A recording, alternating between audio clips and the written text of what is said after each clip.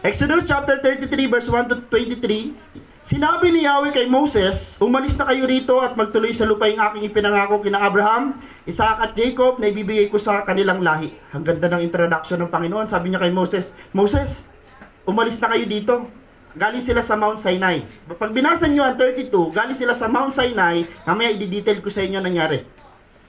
Sabi ng Panginoon, Moses, umalis na kayo dito, parang ang lumanay ng word. Pero tingnan niyo, sabi niya dito, sa 2 and 3, ang pupuntahan ninyo ay isang mayaman at masaganang lupain, pauunahin ko sa inyo ang isang anghel na lumanay. Sabi niya, upang palayasin ng mga Kananeo, Amoreo, Hiteo, Pereseo, pag binasa niyo sa English, puro yan site. Okay? Canaanites, Amorites, Hittites, Perizzites, Hivites, at Jebusite, puro site. So sabi dito, hindi ako ang sasama sa inyo at baka malibol ko lamang kayo sa daan dahil sa katigasan ng inyong ulo. Biglang nagalit ang Diyos. Doon sa 1, ang lumanay ng salita. Pero pagdating sa 2 and 3, nag-express ang Diyos na nagagalit siya. Himayin natin yan. Sinabi ni Moses, kung hindi ninyo kami sasamahan, wag na po ninyo kaming paalisin dito. O wag na ninyo kaming paalisin dito, sabi ni Moses. Di ba, sabi ng una, yung pupuntahan yung lugar ay napakaganda. Sabi pa nga sa translation ng English ay flowing with milk and honey. Pag binasa niyo sa translation, ibig sabihin wag niyong literal yun na ay dumadali pala ng pulpuyutan at gatas doon, hindi literal. Ang ibig sabihin nun sagana. Okay? Sapagkat kung hindi kayo sasama sa amin, paano malalaman ng lahat na kami po ay inyong kinaluludan? Kung sasama kayo sa amin, maliwanag na kami naiiba sa lahat ng mga bansa. Okay? The title of this message, ito na lang po ang gamitin natin. Ayan po ang pamagat natin. The importance of God's presence. Ang kahalagahan ng pagsama ng Diyos. Ang kahalagahan ng presensya ng Diyos. So yun ang mensahe ng Panginoon. The importance of God's presence. Yung kahalagahan, napakahalaga ho ng presensya ng Diyos. Okay? Tanong, ano ang pakiramdam ng may kasama? Masaya. Parang di ko yung note dito. Masaya. Masaya? Okay?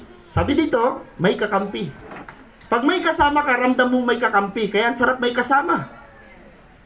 Para may pupuntahan kang laban, mayroon kang tatrabahuin, may kasama ka, parang kampante ka. Kasi ang kasunod niyan, mayroon kang katuwang. Tama?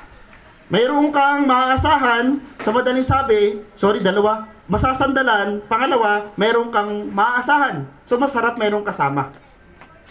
Kaya hindi ng Diyos inalaw si Adan na walang kasama kasi hindi niya mai-experience sa mga bagay na yan. Kaya ang Diyos nagbigay sa kanya ng kasama.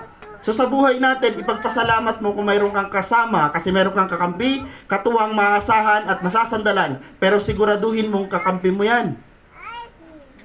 Mahirap kaya may kasama pero traidor. Sorry. Wala naman natang ganun, no? Meron ba? Siyempre sa mga katrabaho natin, hindi natin lahat hawak ang isip niyan, kaya maging aware kayo mga Kristiyano. Hindi lahat ng kasama ay kaibigan, hindi lahat kasama kakampi, katuwang, maasahan, pero ang pinag-uusapan natin dito mga positibong bagay. Purihin ng Panginoon. Okay, pero alam niyo po ba ang may pinaka-the best na kasama na magbibigay sa atin ng kasapatan sa lahat ng ating mga nararanasan, kakulangan? Take note, ang mayaman, hindi pwede sabihin na mayaman, ang pinaka-the best na kasama ko sa buhay ay kayamanan. Maraming mayayaman nagpapakamatay, kaya hindi the best kasama yung kayamanan. Amen. Hindi pwede din sabihin ng mga tao, ay the best tong kasama yung asawa ko. Hindi pwede sabihin ng mga tao, the best kasama yung mga kapatiran ko. Kasi hindi totoo. Dahil hindi tayo masapatan. Bakit alam natin hindi tayo masapatan? Kasi naghahanap pa tayo. Pero ang pinaka-isang bagay na pinaka-the best na may offer ko sa inyo sa araw na ito, na wala ka ng ibang hahanapin, once na in-appreciate mo, ito yung God's presence. Pag ito ang meron ka, kahit wala ka ng mga material na bagay, mapupunuan ka. Kasi bakit? Ang presensya ng Diyos nagsasatisfy ng tao. Nag-i-amen po ba kayo dyan? Yun yung ating pag-aaralan. Bakit ko nasabi yan? Dahil si Moses, kanina binanggit ni Moses. Sabi ng Panginoon, Moses, pumunta na kayo dun sa lupain, sa Kanaan. Pag pumunta kayo dun sa Kanaan, sinasabi ng Panginoon, nandun na lahat ng mga bagay. Pero sabi ni Moses, Lord, kahit kumpleto na yung lahat na nandun, kahit mayaman yung lugar na yun, kung hindi ka sasama, wag na. Bakit po? Walang satisfaction pag walang presensya ng Diyos. Mag-amen po ba tayo dyan? Amen. So, purihin ang Panginoon. So, nasa right track tayo. What is the importance of God's presence? 2 points lang po tayo. Hindi ko na kailangan pang habaan to. Okay? Number 1, sabi dito ho, in God's presence, there is favor. Nabanggit kanina nung kapatid ko. Sa presensya ng Diyos, may pabor. Sino dito yun na? Grabe ho, pag sinabing pabor, ito yung bagay na kahit may pila, dahil nabigyan ka ng pabor, ikaw yung pinauna. May pabor. Kaya lang galit na galit ang mga tao sa likod mo dahil ikaw ang binigyan ng pabor. Tama? Paano po ba ilarawan ng isang pabor? Naranasan mo na bang isan ka sa isang lugar, walang kamag-anak, walang kakilala, hindi mo kalingwahe, hindi mo alam ang kultura, pero sinend ka dun sa lugar, pero ikaw pa rin yung napagpala? Naranasan niyo po ba yan? Kung naranasan mo yung ganung bagay, ang tawag sa'yo ng Panginoon, pinagpala. Ikaw ay favored. Binigyan ka ng pabor. Hindi ho dahil ikaw ay magaling, dahil iba ka sa iba, hindi ho dahil kasama mo ang Diyos. Amen po, tinan niyo sabi. Exodus chapter 33, and he said to him, if your presence will not go with me, sabi ni Moses, Panginoon, kapag hindi mo kami sinamahan, kapag hindi mo sinama ang presensya mo sa amin, do not bring us up from here. Wag mo na kaming ipunta doon sa lugar, wag mo na kaming alisin sa lugar na ito, dahil ang pupuntahan namin lugar, yes, mayaman, pero wala ka naman. Nakaka-touch to. Pag binasa mo yan, maiiyak ka dyan. Kung ma-appreciate mo yung presensya ng Diyos na higit sa yaman. Amen ho. Sabi ni Moses sa 32, bibigyan ko kayo ng background, yung 32, yung mga tao sa 32, gumawa sila ng Diyos-Diyosan. Bakit po? Si Moses umakyat sa Mount Sinai, umabot siya ng 40 days and 40 nights. Ang mga tao galit na galit. Sabi ng mga tao sa kay Aaron, wala na, patay na yung kapatid mo. Ikaw ba naman ho, nawala ng 1 buwan at 10 araw, nawala. Sabi ng mga tao Israelita, Aaron, patay na yung kapatid mo. Wala na tayong balita. Pati itong si Joshua kasama ni Moses, kanang kamay ni Moses si Joshua. Si Moses nasa tuktok ng mundo kasama si Yahweh, si Joshua nasa kalagitnaan, nakabantay. Pero wala din siyang alam kasi nga ho, ang connection at that time, napakalayo. Hindi pwedeng sumigaw ng basta-basta kasi bakit po? Holy yung lugar. Bawal din umakyat yung hindi pinapaakyat. Sabi ng Panginoon, itong lugar ng Mount Sinai, bawal tumapak daw sa boundary kasi pag may tumapak dyan, patay kahit sino. Ito na ang problema. Pagpababa na, sabi ng Panginoon ni Yahweh, sa 32 po ang sinasabi ko, bumaba si Yahweh, kinausap si Moses, sabi niya ng Panginoong Yahweh, Moses, bumaba ka na. Nagkakagulo yung mga tao dahil may ginawa silang Diyos-Diyosan. Alam niyo po, si Moses, magagalitin si Moses. Si Moses ang ekspresyon ng Diyos dahil ang Diyos nagagalit din.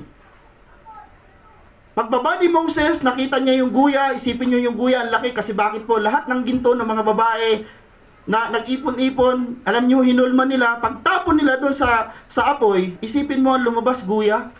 Sabi ko, nag-iisip din ako, sabi ko, talaga bang hindi nila alam? May hulmahan ng panahon, tama? Pag tinapon mo, lalabas yung hindi ho, may hulmahan.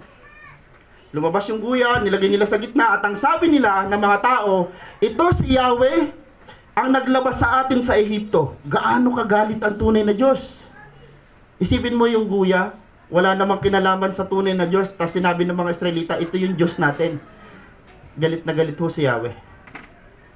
Ngayon, yung galit ng Panginoong si Yahweh, yung Diyos natin, binaba niya sa puso ni Moses, at si Moses galit na galit, kaya tinapon niya ang 10 utos ng Diyos, kaya siya nabasag.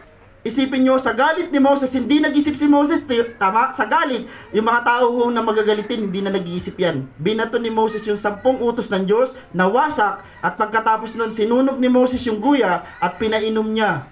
Nilagay sa tubig, tas pinainom niya dun sa mga tao. Napaka-strong ng personality ni Moses, magaling siya leader. Sino mahinang leader? Yung kuya niya. Bakit po? Sinunod niya yung payo ng mga tao, imbis sa payo ng Diyos.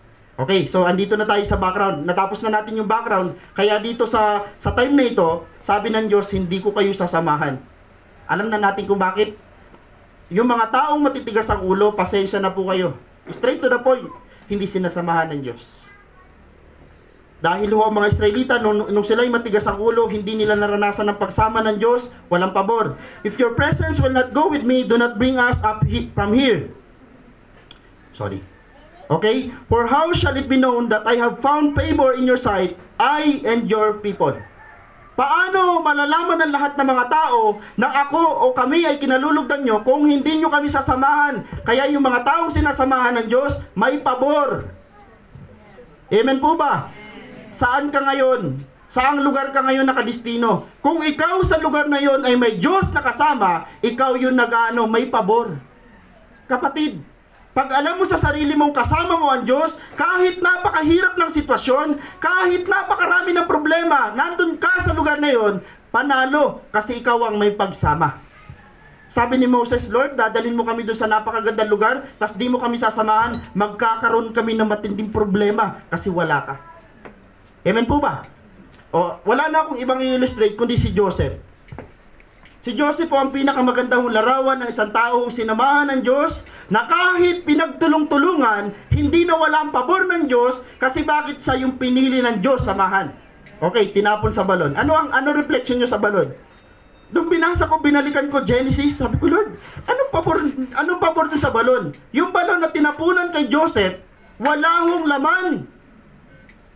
Eh kung may laman, patay na, wala ka na mababasa ng Joseph sa Genesis. Kasi patay na siya, nung tinapon sa balon si Joseph, nalunod. Pero dahil ang Diyos ay kasama niya, tinapon siya sa balon na tigang. May pagsama ang Diyos. Amen po? May pagsama ang Diyos. Okay? Iniahon sa balon, eto na naman ang sinunod, binenta na naman siya. Binenta si Jose, ng mga kapatid niya, kasi yung mga kapatid niya ho, alam niyo ho, pag nakakararas ka ng favor, maraming may inggit sa'yo. Maniwala ka, pag ikaw pinagpapala, at yung mga nasa palibot mo hindi, may inggit sila. Normal yun. Amen? Nainggit ang mga kapatid ni Jose, tinapon siya sa balon, binugbog siya, sinamahan siya ng Diyos sa balon, iniahon, pagkatapos binenta, Ismailita ang bumili sa kanya. Pagkatapos niyang binenta, binili siya ng Ismailita, yung Ismailita ho, ibebenta siya pangalawa kay Putipar. Sa Ehipto. So binenta siya kay Putipar. Ang problema, pagdating niya dun kay Putipar, di ba ho, naging alipin na siya. Ang pabor ng Diyos, kahit alipin siya, sabi ni Putipar, hindi ka na magiging basta alipin sa bahay na to, ikaw na magiging mayordomo. Gaano kataas ang posisyon ng isang mayordomo? Yung lahat ng alipin, ikaw ang kanilang boss. O sabi ni Putipar, natutuwa naman ako sa iyo, lahat ng hawakan ng iyong kamay, lahat ng ipalit ko sa iyo, nagbo-boom, lahat ng i-manage mo nagiging maganda, hindi dahil magaling si Joseph, kundi dahil kasama niya ang Diyos. Amen po, kasama ni Joseph ang Diyos. Ang sarap sa pakiramdam, no? Nandun ka sa palukpok, nandun ka sa nyoga, nandun ka sa lugar mo. Parang, dahil nandun ka, kaya pinagpapala yung lugar. Anong tawag sa'yo?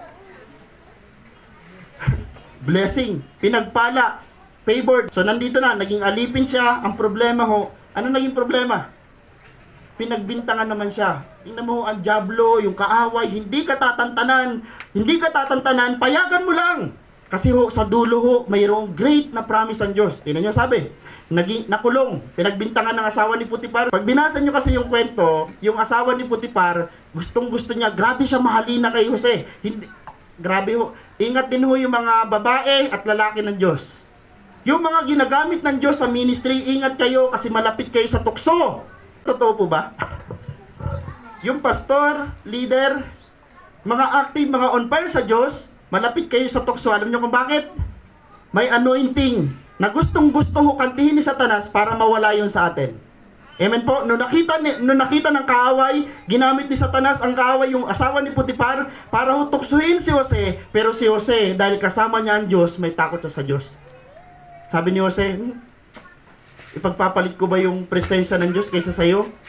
Purihin ng Diyos, hindi siya natukso. Kasi may takot siya sa Diyos. Alam ni Jose, pag itong bagay na to ay ginawa ko, isa sa pinaka nakakatakot na bagay, yung iwanan ka ng Diyos. Pastor, nangiiwan ba ang Diyos? Nadabasa natin sa Bible, si Saul, iniwanan siya ng Diyos. Ano ang rason? Katigasan ng ulo. Pangalawa, pag-disobey. Okay? Lagi hong ganon. Lastly, pinaka-final na nangyari ho sa pabor kay Jose. Okay? Tinapon sa balon, binenta, naging alipin, pinagbintangan, nakulong. Pagdating sa kulungan, favored na naman siya. Kasi bakit sa kulungan, hindi siya kulong? sa kulungan sa iyong bantay pinto. Ano ibig sabihin nun? Kung gusto niya lumabas, walang problema. Kung gusto niya pumasok sa loob, walang problema. Kasi si Jose may hawak ng susi. Grabe! Sabi ko, Panginoon, tingnan mo, kulong siya, pero nagmamando siya ng mga nakakulong. Si Jose, ganun ang kanyang buhay sa kulungan. Hindi siya kulong. Bakit po ganun? Kasi may kasamang pabor. Sabi ko, nakakatuwa naman yung kwento ni Jose. May pabor kasi kasama niya ang Diyos. Pinakalas na nangyari kay Jose. Naging gobernador siya ng buong Ehipto. Ibig sabihin ng salitang buo, hawak niya pati yung mga gobernador ng mga lalawigan. Kasi bakit siya po ang pinaka-gobernador? Sa madaling sabi, naging kanang kamay siya ng hari ng Ehipto. Bakit po? Dahil kasama niya ang Diyos. Mga kapatid, sabi sa Biblia, Genesis chapter 39 verse 2, the Lord was with Joseph. Ayan ang sagot. The Lord was with Joseph. Ang Diyos ay kasama ni Jose. Kaya pala siya kaya pala siya may pabor. Kaya pala naranasan ni Jose ang lahat ng pagliligtas ng Diyos kasi kasama niya mismo ang Diyos. Kapatid, kung ang Diyos ay kasama mo, mararanasan mo yung pabor. Pabor. Ang gulo-gulo na ng mundo, ang gulo-gulo na ng lugar, dun sa lugar kung saan nandun ka, pero ikaw may kapayapaan ka, nararamdaman mo kasi bakit po? Kasama mo kasi ang Diyos. Sa biyaya ng Diyos, kahit anong napapanood mo, ano mabalita mo, ano maparinggan mo, mga masamang balita, ikaw ay hindi natitinag kasi alam mong kasama mo ang Diyos. God is with us. Amen? The Lord was with Joseph and he became a successful man. Gusto mo maging successful man? Hilingin mong samahan ka ng Diyos. Pakiusap. Yan lang ang lagi ko makikiusap ako sa buong JCCF family. Hilingin mo araw-araw na samahan ka ng Diyos. Dahil kung hindi ka sasamahan ng Diyos sa taong ito, maniwala ka sa hindi ka lalago. Hindi ka mamumunga ngayong taong ito. Pero unless nasamahan ka ng Diyos, pangunahan ng Diyos ang inyong buhay, pero siyempre mayroon nung utos ang Diyos. Huwag kang gagawa ng mga bagay na taliwas sa Kanya. And he was in the house of his Egyptian master. Nasa bahay siya ni Potiphar, kasama niya ang Diyos sa bahay ni Potiphar, at siya po ay matagumpay. Bakit po? Kasama niya ang Diyos. Kapatid, babalikan ko lang sa buhay natin ngayong taong ito. Lord, gusto ko ng pabor. Kaya lang, dun sa humihingi ng favor sa Diyos, number one mo hihingin sa Diyos, yung kanyang presensya. Lord, gusto ko ng pagsama mo. Okay? Last, final point. What is the importance of God's presence? Number one, naalala niyo po ba? In God's presence, there's favor. Sa presensya ng Diyos, may pabor. Pangalawa, in God's presence, there is distinction. Sa presensya ng Diyos, mayroong kaibahan. Alam niyo po bang kahit pagsamasamahin ang lahat ng mga unbeliever, tapos pumunta ka sa gitna ng unbeliever, malalaman ng mga tao kung sino dun yung believer. Ikaw. Okay? Tingnan natin. Is it not in your going with us so that we are distinct? Sabi ni Moses, di ba Panginoon, kaya kami iba sa iba dahil kasama ka namin? Alam niyo pag binasa niyo to, medyo hindi maganda ang latay ng dila ni Moses dito. Kasi kausap niya ang Diyos, pero ang tapang-tapang ni Moses. Sabi ni Moses, Panginoon! 32. Pag binatay mo lahat ng mga Israelita, kasi sabi ng Panginoon, okay, gumawa ng buya, sabi ng Panginoon Moses, halika, papatayin ko lahat ng mga Israelita. Uubusin niya lahat ng Israelita. Sabi ni Moses, Panginoon, kung papatayin mo sila, ano na lang ang sasabihin ng mga taga-Ehipto? Sasabihin ng mga taga-Ehipto, kaya mo pala pinalabas sa mga Israelita para patayin mo. Galit si Moses. Sino kausap niya? Diyos. Pinapaalala, sabi ko sa inyo, strong ang personality ni Moses, kaya mahusay siya leader. Matapang si Moses, tama, kausap niya ang Diyos. Sabi niya, Panginoon, kung papatayin mo mga Israelita, ano ang sasabihin ng mga Ehipto?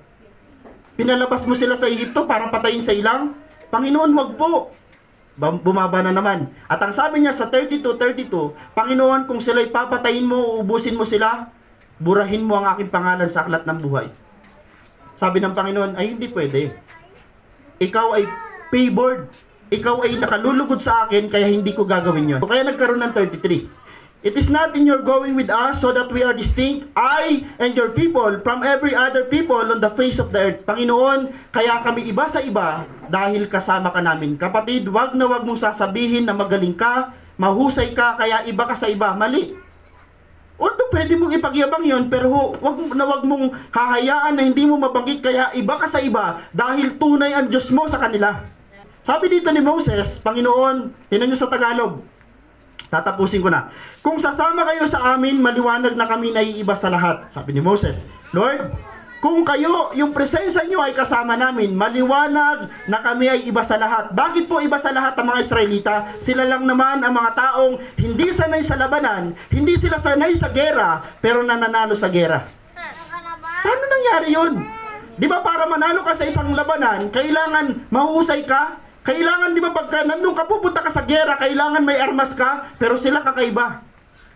Para patunayan ng Panginoon doon sa mga susunod, na kahit anong meron ka, kapag sumunod ka sa Diyos, kahit anong laki ng problema at pagsubok mo na nasa harapan mo, kapatid, pagkasama mo si Lord, malulusaw, matutupok, babagsak, mawawasak, dahil ang Diyos na kasama mo, totoo. Grabe, hindi ho nag-alilangan si Joshua. Pwede ka mag-alilangan? Ano ba naman si Lord? Tore, muog, pader, hindi ho sila nag-alilangan, kasi bakit nakita nila una, hinati ng Diyos yung dagat. Pag si Lord ang kasama mo, ma-amaze ka. Pastor, yung aking iwiwin, napakatigas, napakasagrado, kandado. Kapatid, walang tama yan sa kin ni Lord. Dahil si Lord, pag tinanggal yung mga susi na mga yan, nagugulat ka. Pupunta yan sa simbahan, luluhod. Kapatid, maniwala ka lang. Ang pinakasusi ng lahat, faith. Kaya nga sabi ko sa inyo, noong 2024, baunin nyo ngayon taong ito, pananampalataya, dahil yun ang pinakasusi. Naniniwala po ba kayo doon? Palapakan nga po natin ang Panginoon. Thank you, Lord. Ang laki ng paniniwala ko sa Diyos na meron ako ngayon. Kung si Lord ang nagsabi, go. Yung mga kagandahan, di ba? Pag sinabi sa'yo ng Panginoon, teka, kaliwa to eh. Pero sabi ni Lord, go, kaliwa. Di ba pag word na kaliwa, pangit? Uy, kahit pangit yung pupuntahan mo na yun, pag si Lord ang nagsabi, go. Ang iba takot. Talaga bang pinapupunta mo ako dyan, Panginoon? Pero pag si Lord nagsabi, go, maniwala kayo. So, ang example natin dito ho sa distinction, o yung sa magiging iba ka sa iba, ay si Daniel. Si Daniel ho. Sa Daniel chapter 1, verse 1 to 21, napakahaba po niyan, pero kinuha ko na lang ho yung isang highlights na lang. Okay? Ngunit ipinasya ni Daniel na hindi niya durungisan ng kanyang sarili sa pamagitan ng mga pagkain at alak na galing sa hari. Niloob naman ng Diyos na siya'y kaludan at pagbigyan ni Aspenas. Niloob naman ng Diyos. Andun na naman si Lord. Tingnan nyo, ang pinag-uusapan natin dito ho ay about ho sa pagkain. Pag-inom ng alak. Pero nandun na naman ang Diyos. Nakikialam na naman si Lord. Bakit ho makikialam si Lord? Para ipakita sa buong mga taga-Babylonia na si Yahweh ay Diyos ni Daniel.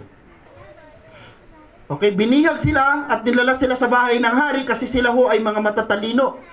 Pag sinabing matatalino, piling-pili, gwapo, matikas ang katawan, matalino, sabi ng hari, yan, pwede yan. Maglilingkod siya kasi gagawin ito ng hari ng mga gobernador, gagawin niya ito mga opisyal na kanyang nasasakupan, ilalagay niya sa lugar ng Israel. Kasi ang Israel at that time, sakop ng Babylonia. Sabi na ni Butchadnezzar, Aspenas, pakainin mo sila ng lahat ng pagkain ko. Bakit to ginagawa yun ni kumukuha siya ng loob? Ikaw ba naman, papakainin ka ng pagkain ng hari? Siyempre, magiging kaibigan mo ang hari. Kasi ang sasabihin mo sa sarili mo, ang bait pala ng hari. Pero sabi ni Daniel, hindi pwede kaming kumain ng pinagbabawal ng Diyos. Kasi ang mga Israelita, hindi sila kumakain ng mga maruruming mga pagkain. Pag sinabing marurumi, ibig sabihin yan, sa kultura nila ho, hindi pwede sila ho na mga kuneho, hindi sila pwede ho na walang kaliskis. Ito ho, pinapakain sa kanila lahat ng pagkain ng Babylonia. Sabi ni Daniel, kaya nag-fasting si Daniel, sabi ni Daniel, Aspenas, pwede po bang gulay na lang kami ng 10 days?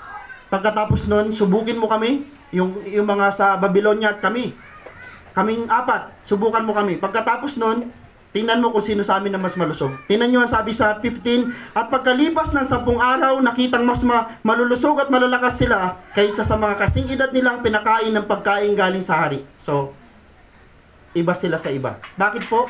Sinamahan sila ng Diyos. Kapatid, kung ikukwento ko sa inyo lahat ng mga taong sinamahan dito ng Diyos sa Biblia, hindi matatapos ang buong araw na to sa dami ng sinamahan ng Diyos na lahat sila nagtagumpay. Okay, tandaan, kahit gaano pa kaganda at kalaki ang ialok sa iyo ng mundo, kung alam mong hindi ka sasamahan ng Diyos, huwag mo itong piliin sapagkat ang dulo nito ay kapahamakan at pagkatalo. Kahit ano pa ang ialok sa iyo ng mundo. Okay? Subalit kahit gaano kahirap, kalabo at kagulo ang pinadadaanan sa iyo ng Diyos, kapag alam mong kasama mo siya, Okay? Hindi ka mabibigo, manghihina at matatalo sapagkat ang Diyos ang kasama mo. Sa dulo, ikaw pa rin ang magtatagumpay at ikaw pa rin ang mananalo kapag Diyos ang kasama mo. May mga pinapapasya ba sa iyo ang Panginoon na para bang, Lord, mahirap eh. Alam niyo, sa totoo lang, pag mahihirap ang pinapapasya sa iyo ng Panginoon, pero dahil nakikipag-deal ka sa Lord, magugulat ka. Dahil si Lord ang pinili mo, sumunod ka sa utos niya, ano mangyayari sa iyo? Magtatagumpay ka. Naalala niyo si Abraham? Sabi ng Panginoon kay Abraham, Abraham, iwanan mo yung Ur dun sa lumaki. Sa Kaldean, dun sa lumaki. Sabi ni Abraham, iwanan mo yung iyong sambahayan dahil dun sa pupuntahan mo sa Kanaan, gagawin kitang malaking bansa. Alam niyo si Abraham, dahil utos ng Diyos, ginawa ni Abraham.